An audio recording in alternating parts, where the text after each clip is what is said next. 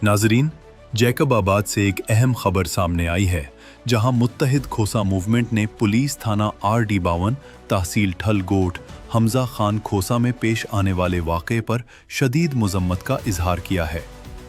Movement के जारी करदा बयान के मुताबिक इत्तलात हैं कि जैकब आबाद पुलिस ने खुदाबख्श खोसा के घर में गैर कानूनी तौर पर दाखिल होकर 2 नौजवान बहनों और उनकी वालिदा को 8 दिन तक नाजायज हिरासत में रखा, जो आईने पाकिस्तान, इंसानी हुकूक और चादर और 4 दीवारी के तकद्दुस की खुली खिलाफ वर्जी है।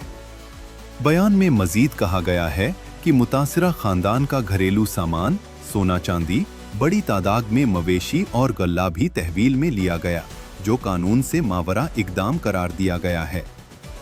मुत्तहिद खोसा मूवमेंट ने वजीर आला सिंध, IG सिंध, कमिश्नर और SP जिला जैकब आबाद से मुतालबा किया है कि इस वाक़े का फौरी नोटिस लिया जाए, शफाफ और गैर जानिबदाराना तहकीकात कराई जाएं, मुतासिरा खानदान को उनका तमाम सामान वापस दिलाया जाए और जिम्मेदार पुलिस एहलकारों के खिलाफ कानून के मुताबिक कार्रवाई अमल में लाई जाए।